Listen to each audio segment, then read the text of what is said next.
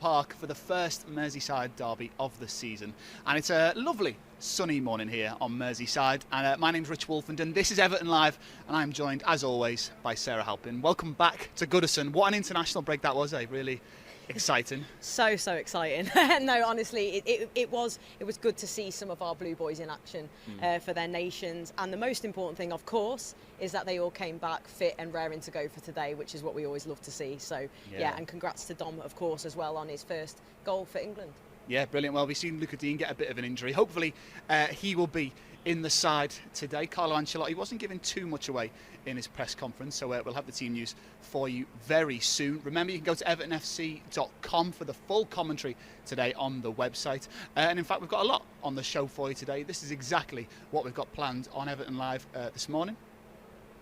So we will have the player arrivals as soon as they turn up at the ground, and like I said, we are first to get team news, so we'll be delivering the home side and the away side for you there, and we'll be continuing with our theme of going to a sports club somewhere around the world. Today we're going across to Singapore. We'll also have the latest from Kazoo with the Kazoo Challenge, and of course we've been delivering lots of local music to you. We'll have that again today with the Everton sessions. The J Johns are on today.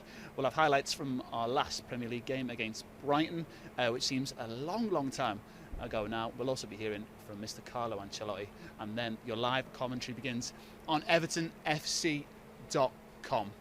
So, Sarah, what are you anticipating today? If you give us a quick rundown. Merseyside derby, it's always a bit of a nerve-wracker, isn't it? It always is, and you know what, Rich? I've got to say I'm feeling positive about this one. I'm feeling confident.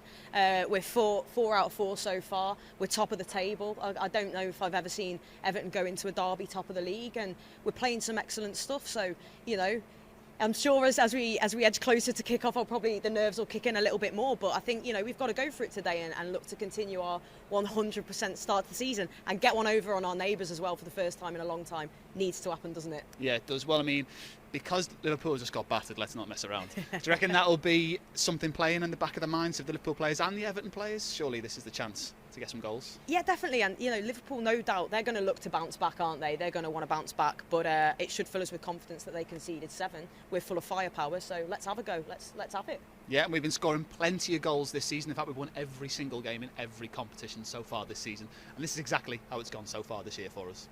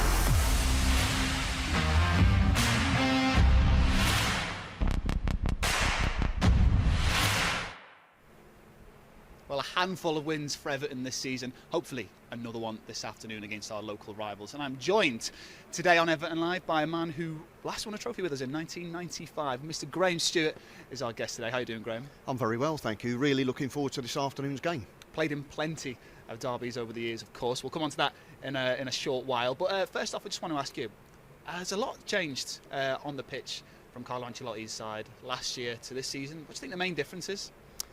I think the mentality is totally different. Obviously, Carlo's experience in bringing in the signings that he has, you know, 3 players that walk straight into the first team is huge. And the impact that's had on the rest of the players, the fact that they now have upped their game. So the disappointment towards the end of last season and the difference in a relatively short space of time to the, as I say, the mentality and the thought processes of the players now, totally and utterly different. We're seeing a totally different Everton side. Yeah, well, I mean, obviously these new players came in and they were immediately thrown into the first 11 for that game against Tottenham.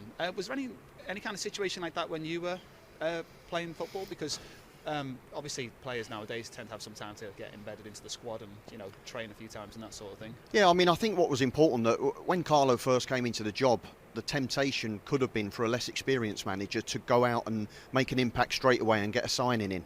But Carlo looks at the squad and he's thought to himself, look, let me have a good look at things here. Let me have a good feel for how the club is, what my squad's like, and then I'll do my business in the summer, which has reaped its rewards for me, because now he's gone out, he's got the capability to get the Rodriguez's of this world, because he knows him personally, he knows Alan personally, so the pull of Carlo Ancelotti has helped us in that respect. Decorah is a player that's got bundles of energy, so those three players have made a huge amount of difference. So it's something that every manager tries to incorporate in the summer, to bring some fresh faces into the side, just to freshen everything up, if nothing else. But we certainly needed that impact. Who's the player who stood out for you the most out of those three new signings? Rodriguez is fantastic. I mean, he just adds a different dimension to our game.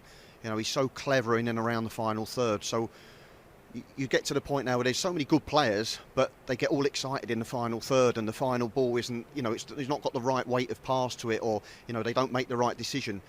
James Rodriguez makes the right decision 80% of the time, and it's got the right weight on it, the pass, it's the right pass to play at the right time, and I just think he's given us such a different dimension to our attacking focus. Yeah, definitely. Obviously he's played in huge games over the years for Bayern Munich, Real Madrid, that sort of thing, but the Merseyside derby, as you well know, is something completely different. What was it like for you playing in your first Merseyside derby, if you could give any advice to the new lads? Well, it was a little bit hectic, shall we say that. The game's totally changed now, hasn't it? I mean, we played and, you know, there was tackles flying around left, right and centre. You didn't see the ball for 10 minutes, let alone anything else. The game's totally and utterly changed now.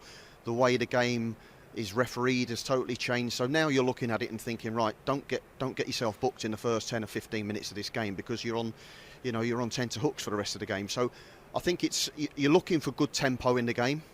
You're looking for some challenges. Of course, you've got to win the battle before you gain the right to play your football. So that doesn't change in that respect. But the physicality side of things is not going to be anything like it was when I played back in the day.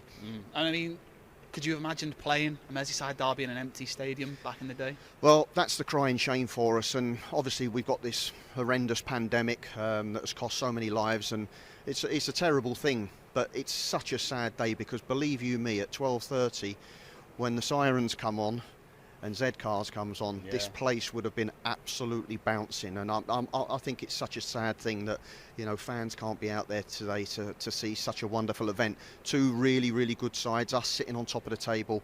It would have been absolutely bouncing, this stadium. Yeah, well, the players have arrived. They've been walking in at the park end here, all face masked up. The home players and the away players have been arriving.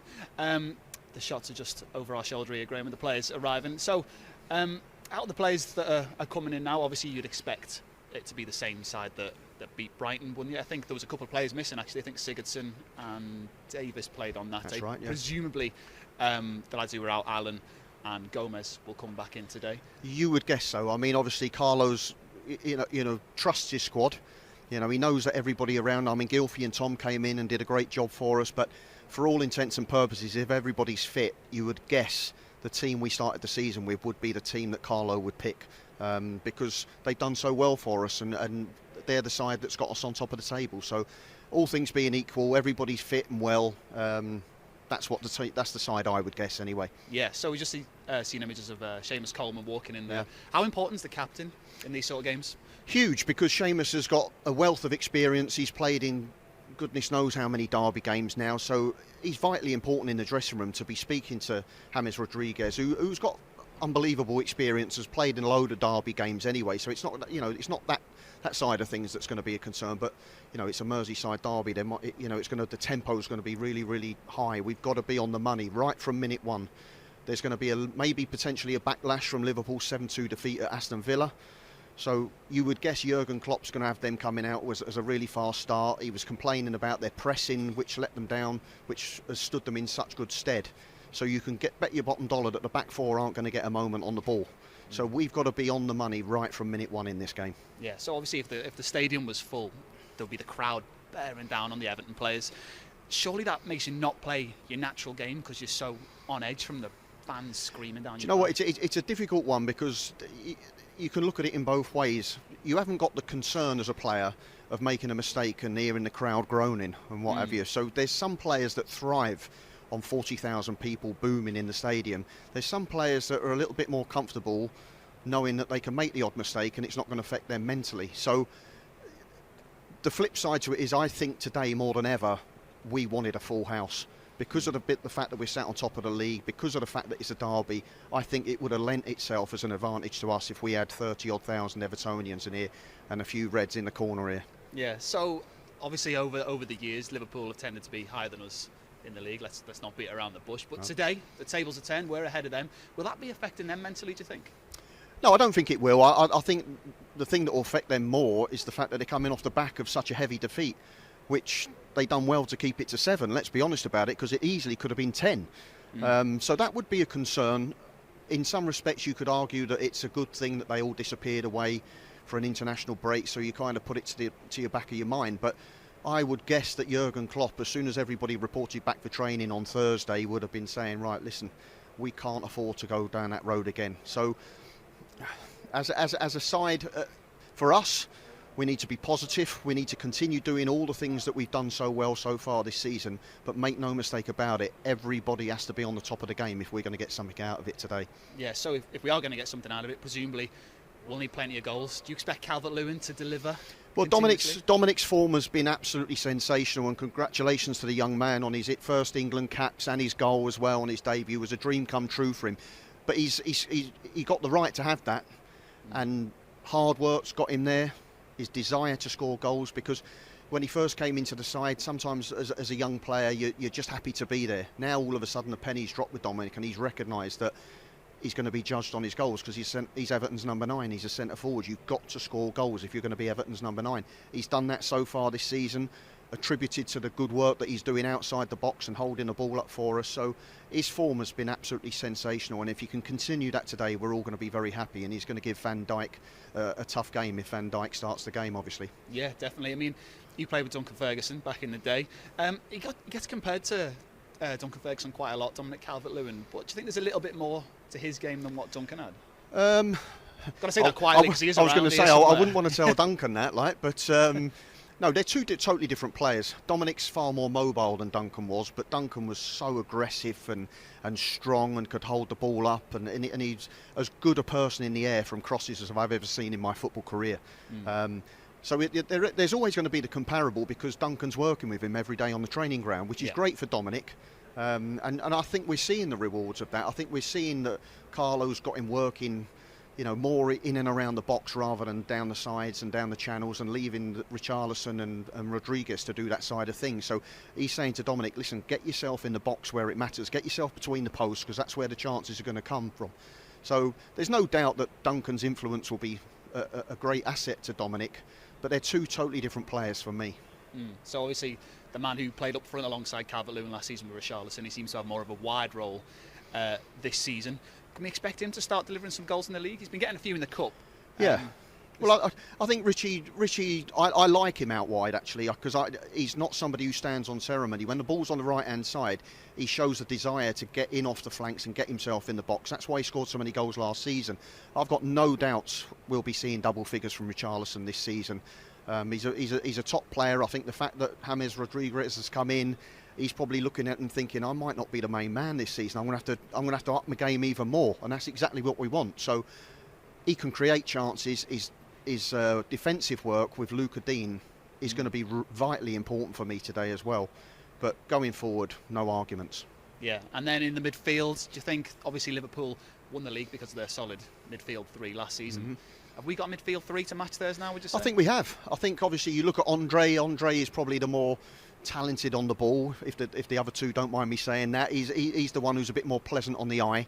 Yeah. Alan, really strong. Graham, I just had to introduce you. We've got the team news here. We've got Jordan Pickford in goal, Michael Keane at the back, so far looking so good for Everton. Alan back in from his injury, with Richarlison presumably on the left-hand side, as he has been all season so far. And there we go, Dominic Calvert-Lewin starting once more today.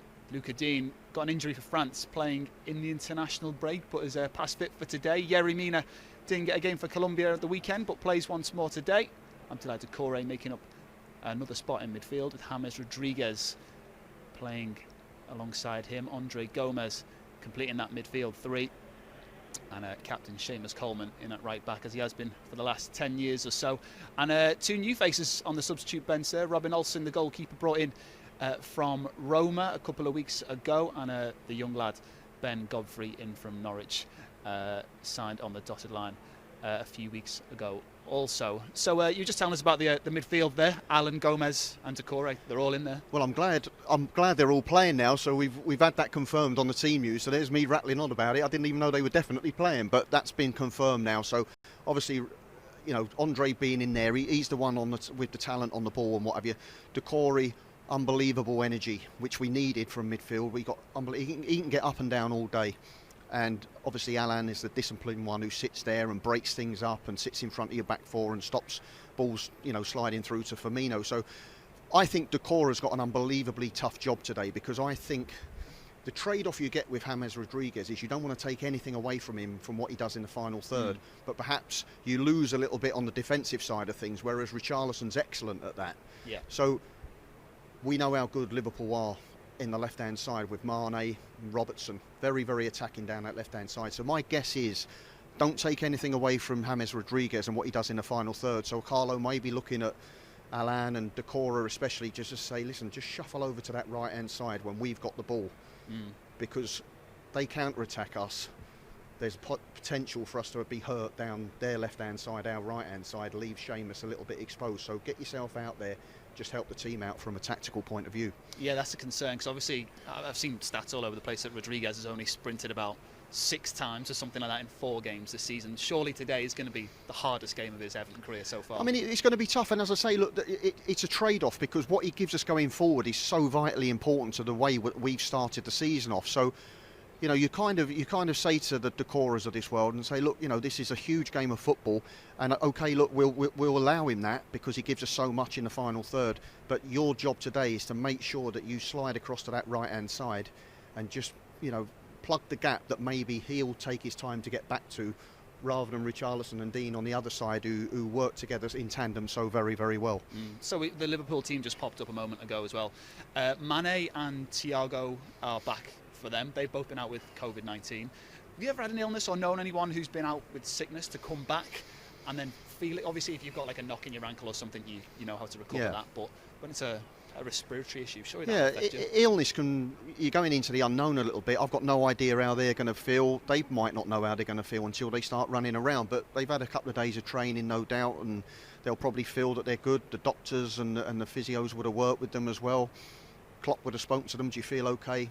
You know, if they got anything about them, they're not going to say no to a Merseyside derby. So even if it's a case of give me 60 minutes, give me the best 60 minutes you can, and if you're struggling with 30 minutes to go, I'll take you off. Simple as that. But in a Merseyside derby, you play your best players, and Mane certainly one of them, and Thiago. Yeah, absolutely. I mean, one of the best players in the world, the most expensive goalkeeper at one point. Alisson isn't playing for Liverpool today. He's out injured. Adrian's coming in, their second choice goalkeeper. Will that, again, do you think, give a little bit of a mental edge for our players? It can do, because it can be unsettling for a back four that are in the main used to playing together. All of a sudden your goalkeeper's changed, there's a different dynamic, so you're quite comfortable when Alisson's your goalkeeper.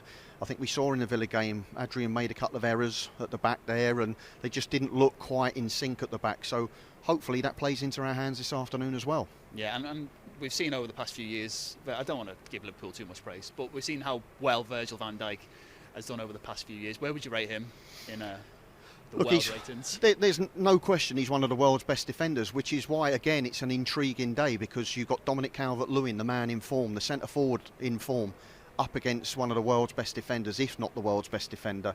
So if I was Dominic Calvert-Lewin, unbelievable opportunity for me to give him a real difficult afternoon and show him how good I am, rather than let Van Dijk dictate to me how good he is. So there's matchups all over the pitch that are quite intriguing. Is that a thing that strikers do? So obviously I think it was Gomes was starting alongside Van Dijk. If you're Calvert-Lewin, are you going to try and drag yourself over to Gomes more often because he's I'm not sure. I think actually they've made a change from Gomes, because Gomes, I mean it was a dreadful performance, wasn't it, against Aston Villa?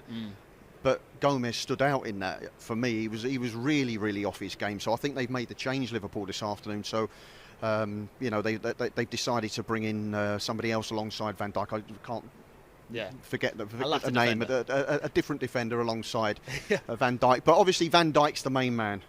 So if I'm Dominic Calvert-Lewin, yes, of course, if you can peel yourself away from Van Dyke and get onto the centre half who's not as good, you do that, don't you? But more importantly, he's just got to concentrate on his game and do what he's doing so well at the moment, Dominic, and that's getting into positions, smelling chances, knowing that the likes of Richarlison, Luca Dean, Seamus Coleman, Rodriguez are going to provide opportunities for him if he's in the right place and his movement's good.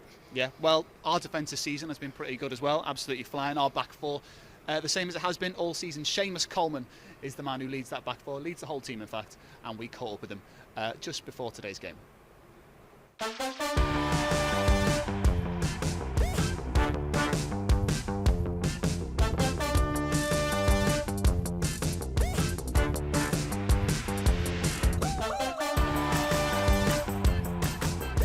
Well, Seamus, I wanted to ask you, I read an article about our manager, Carlo Ancelotti, and what a great manager, by the way.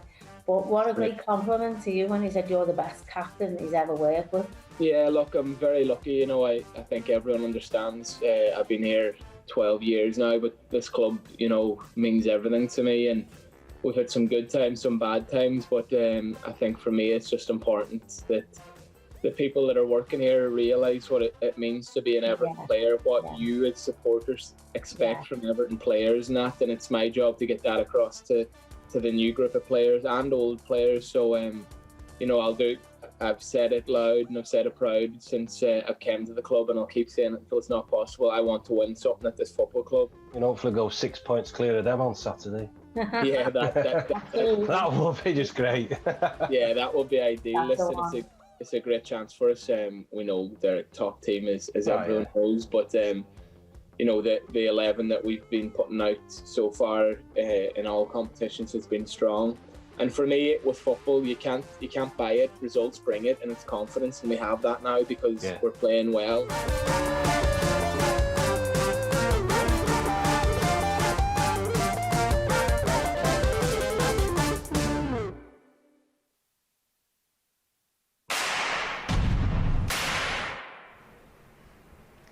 What a guy there, Seamus Coleman, just having a little giggle there with Diamond off camera saying, second nicest man in football behind you, is that right, Graham? No. Seamus wins hands down, trust me, miles nicer person than me. But no, he's a great character, and a lovely person to be captaining our football club, and does so much work, as we've seen there, not only on the pitch but off the pitch as well. Definitely, an absolutely fine example of what it means to be an Evertonian. Absolutely top man, but you wouldn't want to get on the wrong side of him on a football pitch, would you either? Which we love all of that. Well, that's what we go. You need that fire in your belly as well, and that's what you need. I mean, it's be the nicest person in the world off the pitch, but when you're on the pitch, you've got a job to do. 90 minutes. Don't be nice to anybody, and if you need to win ugly, you're ugly. Too right, and the people that love that are Evertonians. We're well aware that fans are missing right now, but you best believe that everybody involved at Everton can feel the support from you guys, not only here in Liverpool but from all over the world. And this week's supporters club comes from Singapore. Check this out.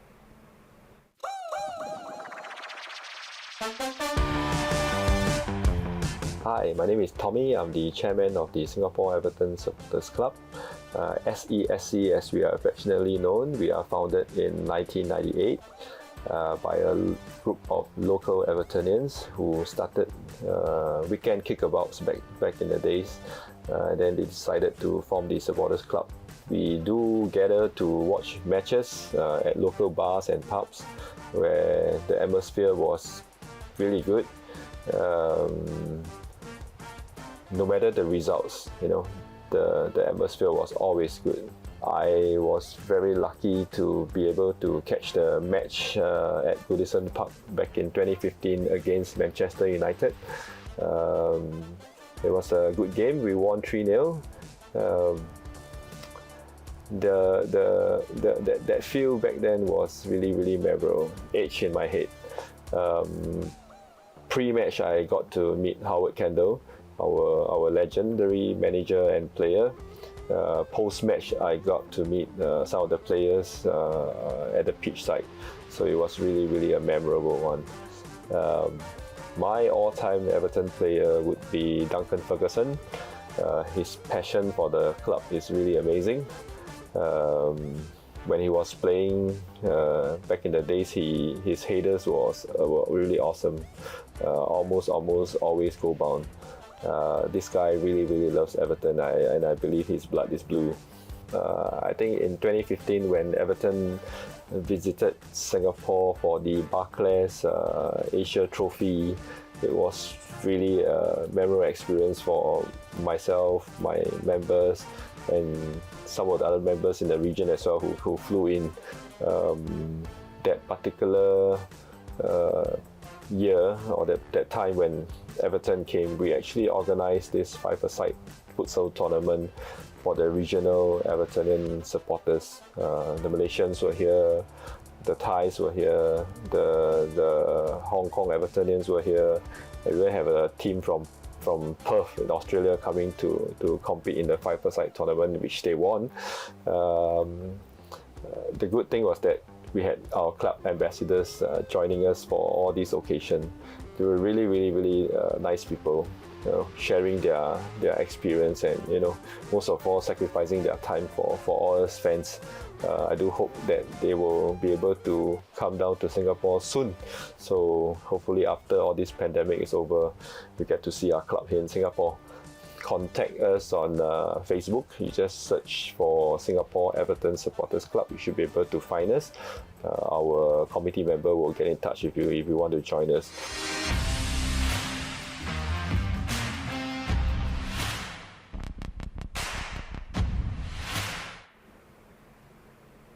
There we go then, the wonderful Singapore Evertonians. We absolutely love your guys' enthusiasm and dedication from so many miles away. Brilliant. Now Graham, 45 minutes more or less till kick-off now. The boys will be in the changing rooms. Seamus Coleman as well, probably trying to gear them all up for the game. Mm-hmm. You've played in a few derbies yourself, haven't you? What is this time now like, just coming into the build-up to kick off? The nerves kicking in, the excitement? I would like to think, I think you've hit the nail on the head, Sarah. Nervousness, which is a good thing, as long as those nerves don't take over you, and the excitement of getting out here and playing. Obviously, that's tempered with the fact that there's not 40,000 people here to watch the game. That is, of course, a huge disappointment to you as a player. But everybody prepares in a different way. Some are quiet, some have got the music on and jumping up. A couple of them will be telling jokes. Everybody prepares in a different way. There's no correct and no wrong way to prepare. As long as when you step on that pitch, and half 12, and the referee blows the whistle, you're ready to go. I don't care what you do. Definitely, that's what we love to hear. And Graham, what kind were you then? Music in, shouting and telling jokes? No, I was quite quiet, really, to be honest. Well, I think I was. Anyway, other people might tell you different, but I think I was quite quiet. I mean, I'm not one for shouting around and people walking down the tunnel screaming. And you do your talking on the pitch. Yeah. was my mantra. I like that. Yeah. And as long as I say, it's no right, and I'm not criticising anybody who's got a little bit loud and mouthy down the tunnel, because that worked for them. But for me personally, keep your mouth shut until you get on the pitch and let your football do the talking. I love that very much so. Let's hope that the Blue Boys let that football do the talking out on the pitch. So our girls have, our guys here have made it 4 out of 4 in the Premier League, looking to make it 5 out of 5. Another team that have made it 4 out of 4 in the league so far are our Everton women, and we got off to another fantastic win last weekend with a 3-1 win over West Ham. Graham, have you been following the girls much? Impressed with them? I have done, because what's great is because it's infectious around the club. The senior side are doing fantastically well. The under-23s have started well, but fantastic for the ladies as well. The women have done brilliantly. 4 out of 4, as you say, followed up a good start with another 3-1 win against West Ham last week. So they're flying high as well, and it's an infectious thing around the club that we want, whether you're a man, woman, or some of the younger players down the academy as well. You want to feed off that feel-good factor that's around the club at the moment. Definitely, the spirit of the Blues. So here we go, let's have a look at how our girls got on last weekend, including a pretty special goal from captain Lucy Graham. Check it out.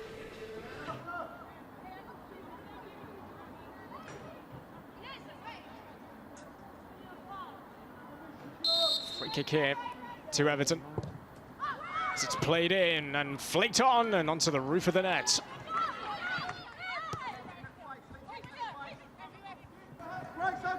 Emsley provides the cross. Might work out here for Everton. It's a super goal for Sorensen. Oh, how they have worked that well. From the assist from Emsley and the cool finish of Sorensen to open up her account in Everton blue.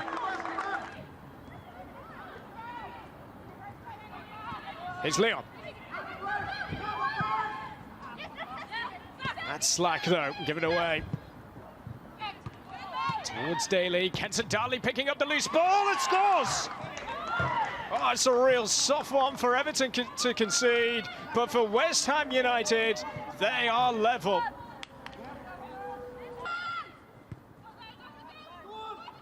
Over the top for Daly, and Rachel Daly, that's a good save! Big save from Sandy McIver. Finds a cross in towards Govan. Back in it goes again. Izzy Christensen for Lucy Graham. Oh, brilliant! Oh, it's absolutely magnificent. And in spectacular fashion, Everton are back in front. From Christensen. And there's Graham! 2 goals for Lucy Graham. And another 3 points today for Everton. Final score here, Everton 3, West Ham United 1.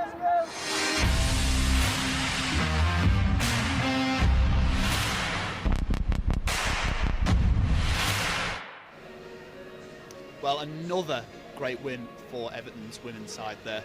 Sarah Halpin, you're our Everton women's kind of in the changing room sort of thing. You know all the girls. I know all the girls, yeah, very much involved with the team. So yeah, it's been a fun one so far this year, mate. Yeah, well, obviously the men are smashing it and the women are smashing it. They've got an FA Cup final to look forward to. They're playing brilliantly, aren't they? They are, and as you saw then as well, you know, another thoroughly deserved 3 points. There's some great goals in there, and you know the thing about the West Ham game is it was a really tough game.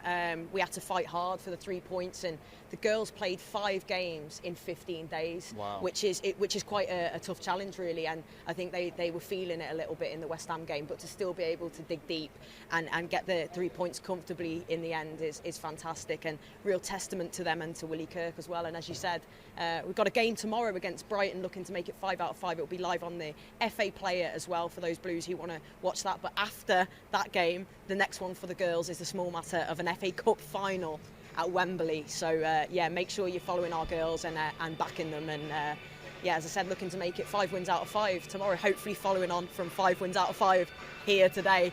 Let's see. So who have they got in the FA Cup final, just to remind us? We've got Manchester City in the FA Cup final, and it's on November the 1st. It's 10 years as well. 10 years since Everton women last won the FA Cup. Wow. So there's all these kind of little omens going on and stuff. So if that proves to be lucky for us, then that'd be great. So yeah, let's hope we can go all the way and bring some silverware back. Yes, I mean, we saw a couple of absolute screamers in that game as well there, didn't we? I mean, Everton women just seem to have some top players all of a sudden. Top players, you know, as you rightly say, I think like the men's team, we brought in a lot of top talent over the summer, 7-8 plus signings, internationals. So yeah, it's kind of replicating what's going on in the men's team as well, bringing top talent to the club and just seeing us go from strength to strength, and it's just great. I'm just loving every minute of it. So yeah.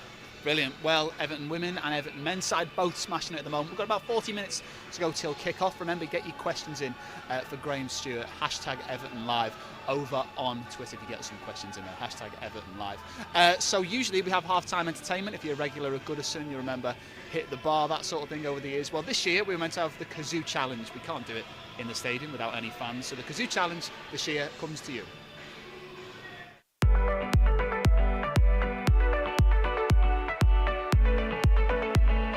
Hi, I'm Leon Osman, back here at the People's Hub Everton with more fans ready to take on the Kazoo Matchday Challenge. Right guys, so the rules are simple. You have one attempt from 12 yards to shoot through the Kazoo car to win either £1,000 cash or a car, all thanks to Kazoo.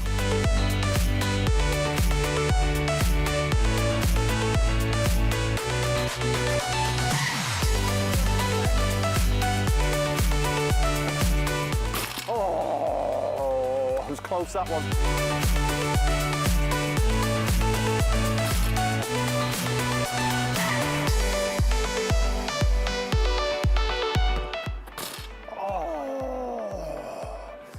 He went big, he went for the wheel, he went for the car. Well, no winners here today, very unfortunate, some really good efforts, but hopefully we're getting there, we'll get one soon. All thanks to Kazoo.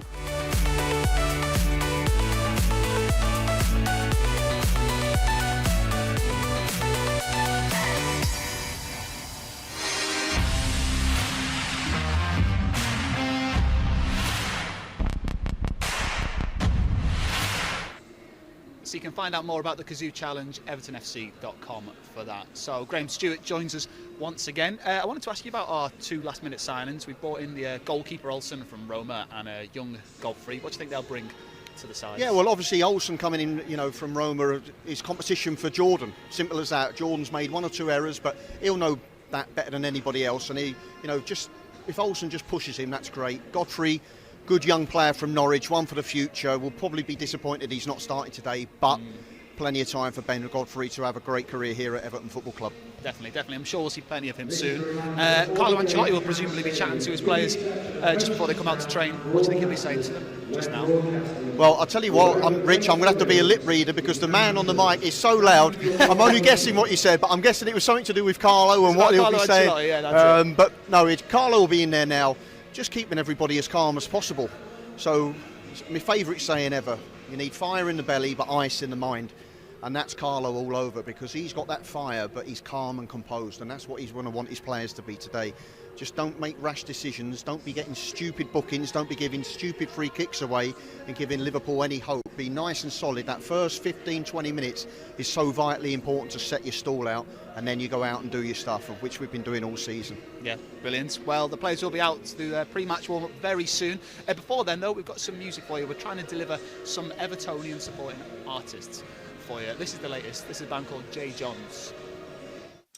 Right, we are the Johns, and this is our song called Sown for the Everton Sessions. Up the toffees. I can do a lot of things to make you smile. But girl, I would prefer your love for a little while.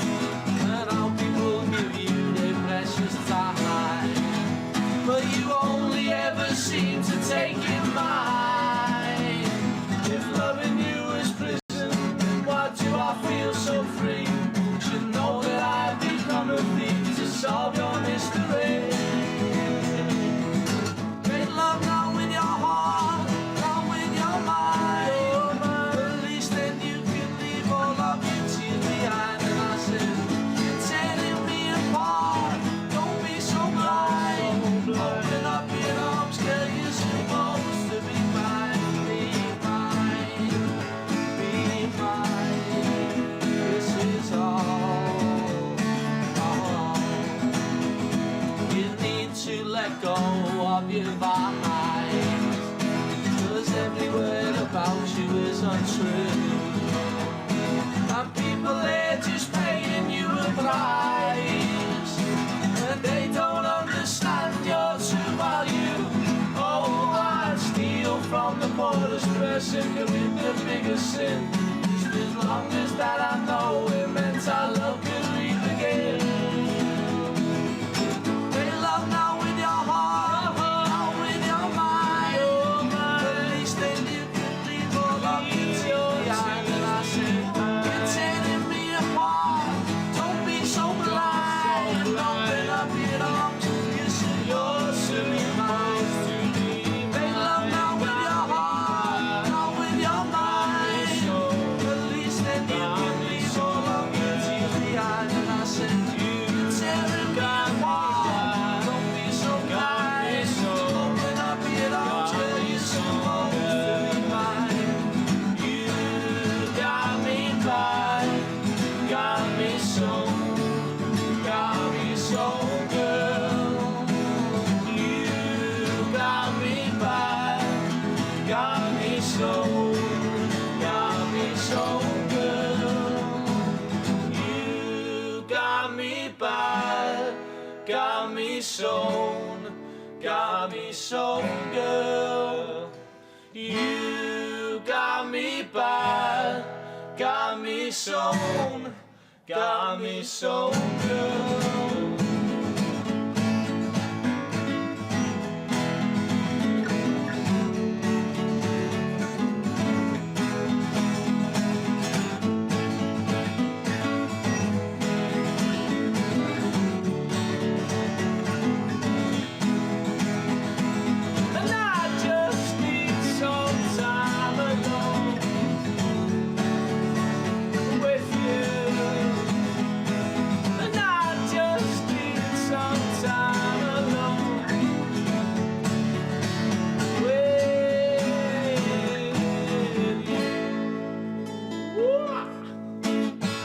Yes, sir.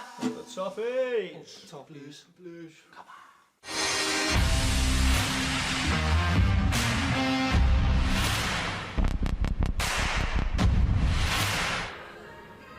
So that was the Johns. You can find out more about them on evertonfc.com. So Graham Stuart still with us. Just a quick word today. It's 5 years to the day since Howard Kendall passed away, a man who obviously you played under. You were signed by him as well. Just your memories of the fella? All good. Fantastic man. Huge influence on my career. I can't believe it's 5 years since Howard passed away. It's gone so quickly. But he's a wonderful man. Every Evertonian loves Howard Kendall. He's still our most successful manager in the club's history. But he was such a good guy. He was tactically very astute, knew exactly what he wanted, but kept things very, very simple.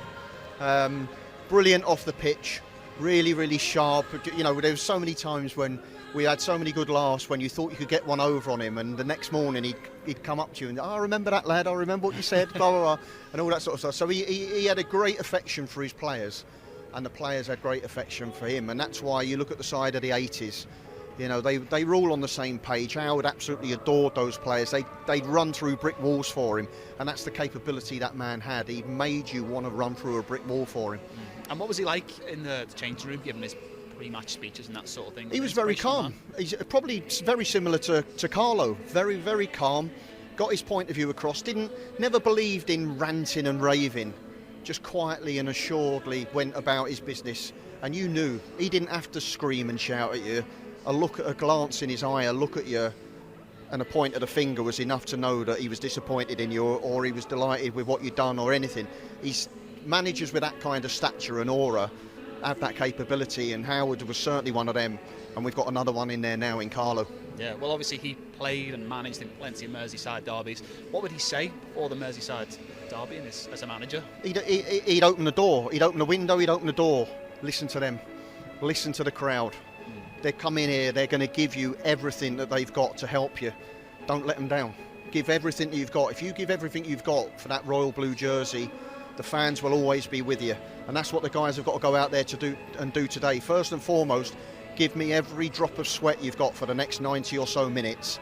And if the crowd were here, they'd stay with you. Whatever happened, they'd stay with you. And they'll always be, when they're at home watching, they'll give you all the credit in the world for wearing the shirt with pride. If you can sprinkle that with some magic moments and win the game, even better. Yeah. Well, Graham won plenty of Merseyside derbies. Howard won plenty of Merseyside derbies. Hopefully we can get another win under our belt today, because we really do need it. Well, won a great run so far this season. You may remember, I think it was the 3rd of October. Seems like a long, long time ago. We beat Brighton here at Goodison Park, and this is exactly how it happened. Corner played short, and Dickinson digs it in. There's Calvert-Lewin. Everton have done it again, and you know who has done it once more. It's non-stop.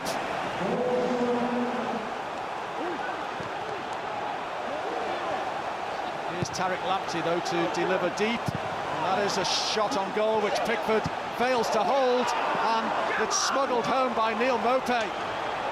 Jordan Pickford failed to keep hold of that ball. It's his error, he acknowledges it.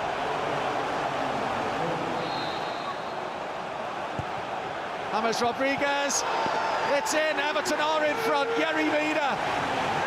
Brilliant. How about that? From one Colombian international to another.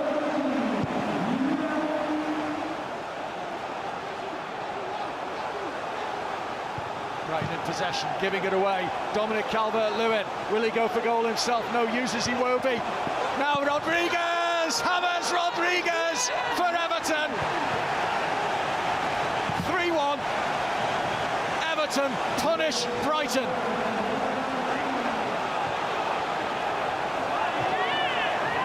Everton forward here with Decore. Wide, COYB. Calvert-Lewin is inside the box. COYB's found Decore. Decore cuts it back. Rodriguez again for Everton.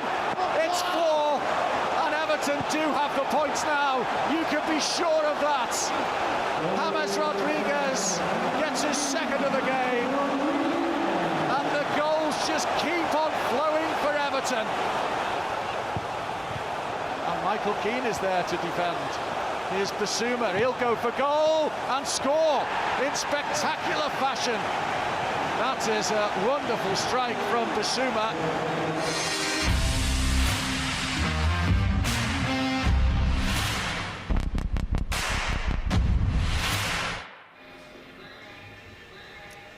Brilliant. Hard to believe that was 2 weeks ago now. Time flies. But a fantastic performance from Everton last time out against Brighton. 2 second-half goals from James Rodriguez, Calvert-Lewin, the man who can't stop scoring, and Yerry Mina there as well. Graham, Everton scoring for fun this season. We've got great firepower in that squad. Who have you been most impressed by? It's hard to single out a particular player, I guess. It is tough to single out, you know, any one particular player, because the team as a whole have done really well. And I mean, you don't score the amount of goals somebody like Dominic Calvert-Lewin has without great service from the flanks in the Richarlisons and the Hammerses and you know, and the Luca Deans and the Seamus Coleman. So everybody's got their part to play, and they don't get the freedom to go, you know, forward in the way that they do unless your midfield's nice and solid and your back four have done well. So it's been a real collective effort, but obviously it would be remiss of me to not mention James Rodriguez again, because for me he's just got that little bit of magic that we've needed in the final third. That man who can put a pass on a sixpence for a centre forward, and it makes a massive difference to have somebody who's calm and composed and with the capability of doing that to your team. Definitely, and a player who also I think has been pretty impressive since coming back in this new season. He's back fit in the team today, starting his 50th appearance for Everton. Andre Gomes, how impressed have you been with the Portuguese midfielder so far this season? We all love Andre. He's come back from a really horrendous injury against Tottenham last season, and it was a dreadful injury. So we're all delighted that he came back. He's fit and strong. I'm guessing that the more he plays, the fitter and the stronger he's going to get as well, because not only physically but mentally that must have been tough for him to come back from as well. So he's got good players around him now, and that will bring out the best in Andre as well, because we know how good he is on the ball, we know the quality he's got, and when you've got better players around you, you look even better yourself as well. Definitely, and how exciting as well. Premier League, talking about your 50th Premier League appearance. What better way to mark that than with a Merseyside derby at Goodison Park? We can hear from our marvellous Portuguese midfielder now. Andre, you're top of the table. You're against a side that was just beaten 7-2, so it should be easy and straightforward for you. Not really. We all know this is a special game for us and for the city as well. It's a really important game. We want 3 points. Will be really tough. They are the champions. But with all the respect we have for them, we want to beat them. The early exchanges are going to be very important, because they may be feeling a little bit fragile, a little bit anxious after that result, maybe? Well, I don't think so. They've been doing really well in the last couple of years. They are the champions. So actually we must respect them, obviously, but they must respect us as well. We are playing at our stadium, so it's a big game for the city, and we want the 3 points, like I said before. And there's a new sense of belief around this club. I mean, because of the results, because of the signings, because of the manager. I mean, that transmits itself to everybody. I think it's normal. The expectation is high. We started really well this season, and we want to keep like this as much as we can. So this is a special game to keep going on that form. So we hope to do our best, get 3 points and keep the first on the table.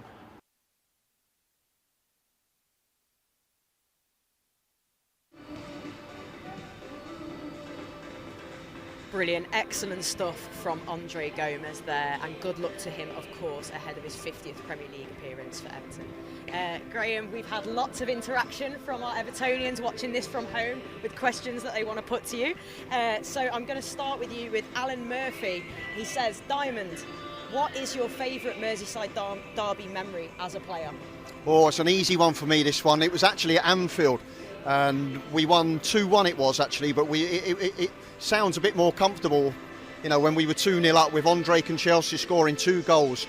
And we went there. It's always great when you beat the Reds in their own backyard, and we absolutely battered them on the day. I think Robbie Fowler scored a consolation with about 2 or 3 minutes left, but the damage had already been done by then, and that's my favourite one, because to ram it down their throats at Anfield was as good as it gets for me.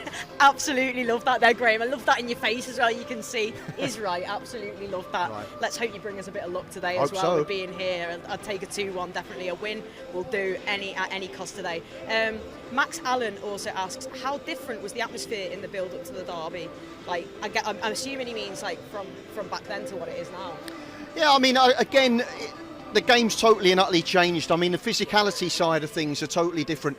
I mean, you know from watching back in the day in the 80s and the 90s, you know, we had some fearsome tacklers in our side. We had the Barry Horns and the John Ebrels and the Joe Parkinson. I wouldn't have wanted to be tackled by them. Definitely and not. Back then it was like, you know, Liverpool used to play some pretty football, and the Jamie Redknapps and the Manamans of this world were getting absolutely clattered every single time they touched the ball.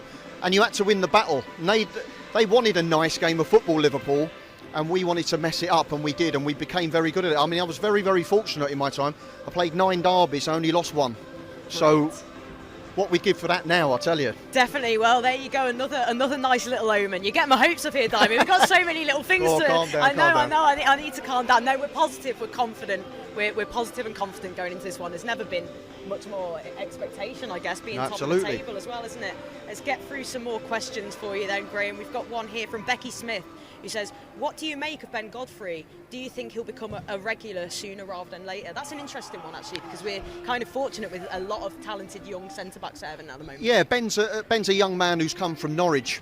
And no doubt he's got under 21 caps as well, so he's definitely going to be a player for the future.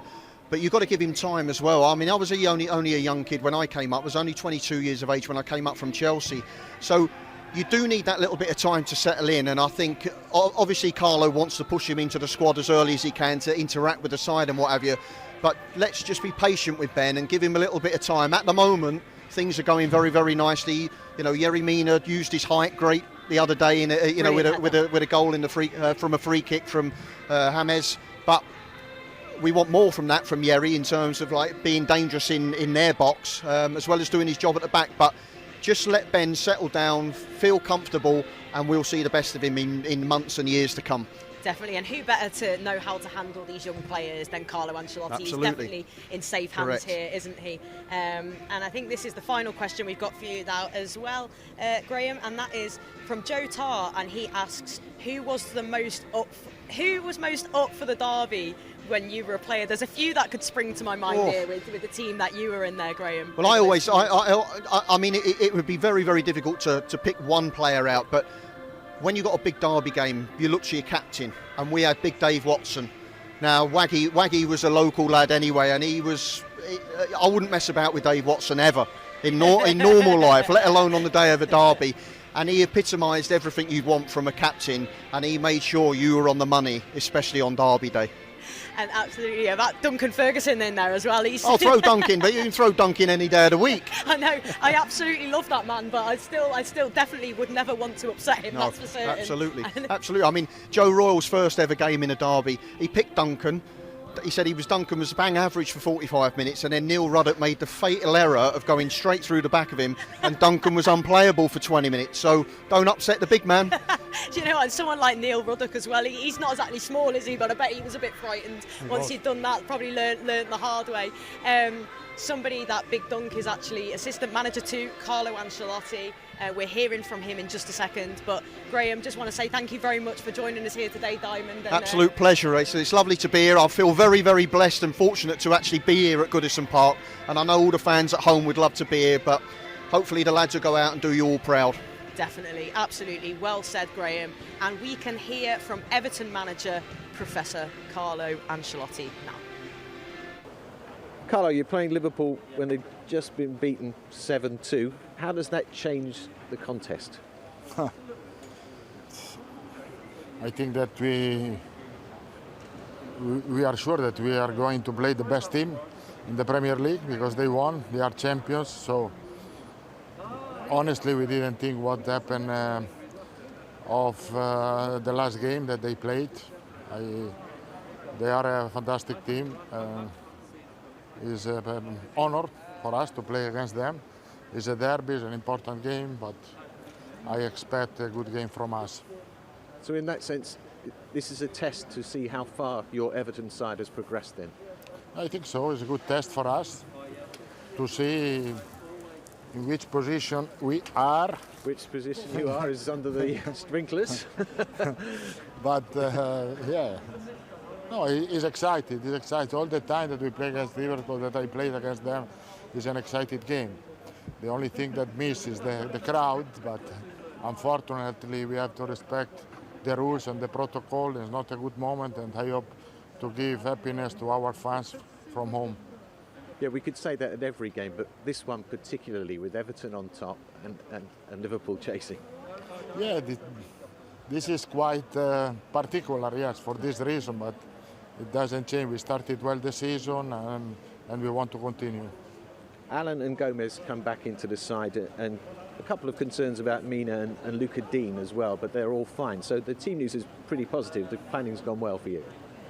Yeah, I think that after the international break, the player comes without problem. Of course, we have to look during the game how tired they will be during the game, but from the beginning they can start. I said to them, you can start, and I don't know how long you are going to play, maybe 5, 10, 15, I don't know. Depends on them, not me.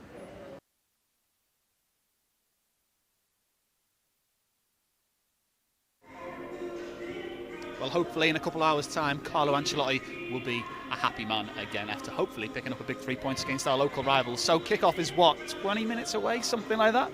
I hate to put you on the spot, Sarah, but I'm going to ask you for a prediction today. Oh, do you know what? I've had a score and a precise score in my head for the last few days, but now we're getting closer. I don't know if I want to give my score away or just go with a win. So I think I'm just going to go with an Everton win. I think the way we're playing, the amount of goals we're scoring, yes, it is Liverpool. They're obviously a good side, but so are we. Let's have it. Let's get the win. Yeah, I like. What are you going with? I like the. I'm not going to do it either. I'm not a superstitious man, but on Derby Day, I am apparently. So walk under no ladders coming here today.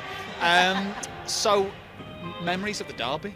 Like, there's not been too many great memories over the past 10 years or so. No, not enough. No, but the years before that, there's been quite a few victories. Any that stand out for you? Definitely. I think for me, the one that really captured my heart and imagination was the Lee Carsley derby, with it being a 1-0, and that was the season that we finished fourth as well. And it was great. Goal from Lee Carsley in the Gladys Street, and the pylon, the famous image of Timmy Cahill on the pylon like that, as if it was his goal. That, and of course the Andy Johnson 3-0 where we battered them. The Dan Gosling one, where the goal missed being on television. I was in the main stand over there for that time, and that was pretty lively when that went in. But yeah, how about yourself? Favourite derby over the years? For me, I mean, it's got to be the Dan Gosling one for me. I mean, I was in sixth form at the time, and I just remember going into history the next morning. Half the class didn't have a voice, the teacher didn't have a voice. It was unbelievable.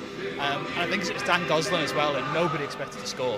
It was absolutely amazing to see. Brilliant goal as well, wasn't it? Oh, just weighted over Pepe Reina. I'd love to see that sort of thing. But who do you think for us then is going to be the standout player? If you could put money on, I know I asked you for a prediction, but if you could put money on a player getting a goal for us, who would you go for? In a derby, there's so many important players. I think it's struggling a little bit to hear you there. I know, it's very loud. The groundspeople are blasting the blues. They're loving it here today. No, but I think obviously a lot falls onto the back four, and of course Jordan Pickford in goal as well. There's going to be big moments for him. But in terms of creativeness, I think James Rodriguez, Richarlison, Alan. I feel like he's going to be a player that loves a derby, loves a tackle. He's tough. Built for it. Built for derbies. Let's just hope he doesn't get a yellow too early on, But and Calvert-Lewin, as I said before, he plays, he scores at the moment, and he must be looking at them and thinking they conceded 7 2 weeks ago. Let's have a pop. Let's get as many efforts at goal as possible and see what happens. Try and put a few away. Yeah, well, hopefully it's a big 3 points. Another win for Everton under their belts today would be very nice, especially over our local rivals. This is just a reminder that you can listen to full 90-minute commentary on the website evertonfc.com, and we'll be back again for the next game here at Goodison Park. We'll see you soon.